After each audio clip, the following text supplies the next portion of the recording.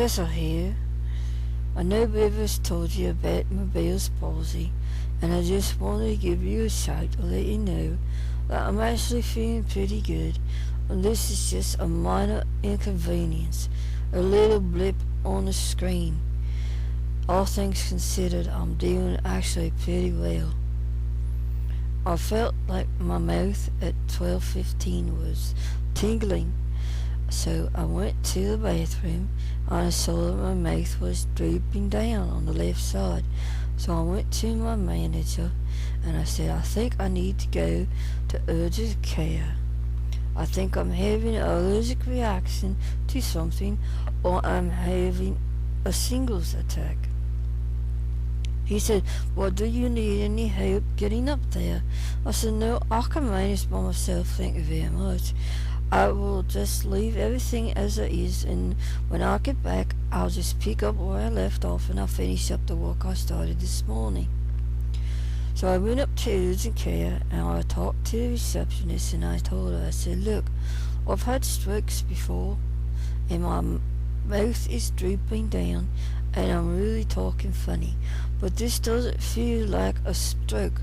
My head doesn't feel like mashed potatoes.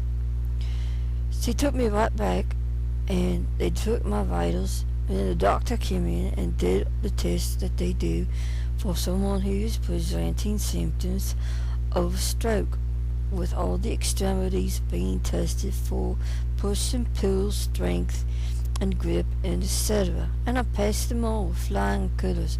I had a good grip on my left hand and good grip on my right hand, and everything else was in order. The only thing was she had to prop open my left eyelid so that she could watch my eye, tracking her finger as it went back and forth, up and down, and in circus. She said, well, this is what I think. I think it's Bell's palsy. But I don't have CT scanner eyes, so I really can't tell what's going inside of your head.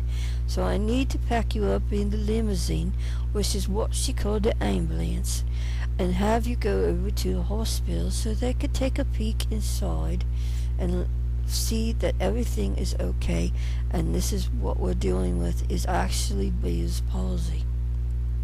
I said, but I'm going to warn you, when people present symptoms like this, we don't always let them go home right away. I said, well, you lost me right there, because I don't like to stay overnight at the hospital, and if I can get out of doing that, I am sure going to try. And that made her laugh. She said, well, let's get you over to the hospital, but I really do think that they are going to say that it is, as my assessment is, Bell's palsy.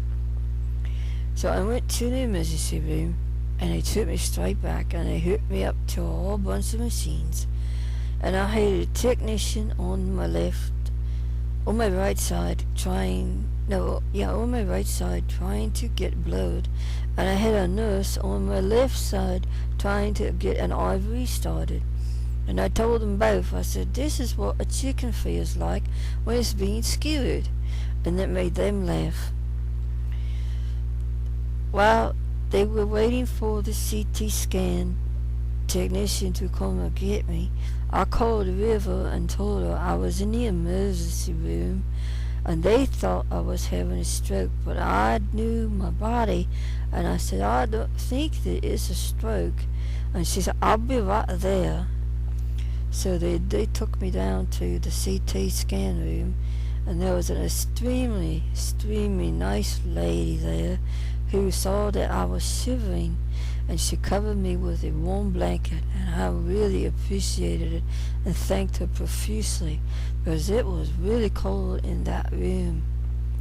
I got back to the cubicle, and River was there, and she looked a bit scared, and I said, it's okay, I'm just talking a bit funny, and I got this quiver in my lip that looks like Elvis when he does that thank you very much. Only mine's is real natural, it's doing it on its own. And actually I thought that was pretty cool. And then I told her I'm sure I'll be able to find some use for this later on, and she smiled, and that made her laugh. By that time, my son John was there also, and I think they were about ready to kick us out of the emergency room because we were laughing and carrying on and cracking up, all because of the way that I was talking and how them trying to interpret what I was saying. It was hilarious. We had everybody in the emergency room laughing at us, but that's okay. That's what it's for. You gotta find the funny in everything. And that's what I do. And that's what I do best. So, I don't try to dwell on the negative of any of those medical situations that I've encountered. Because if you dwell on the negative, then that doesn't leave any opportunity for you to overcome. So when the doctors say, well, you can't do this, you can't do this, you can't do this, and I say to myself, but I will do this and I will do that because I will do it. So this Bell's palsy is just a little minor inconvenience.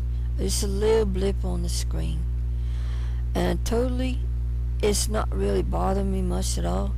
I'm really, really thankful that it wasn't a stroke.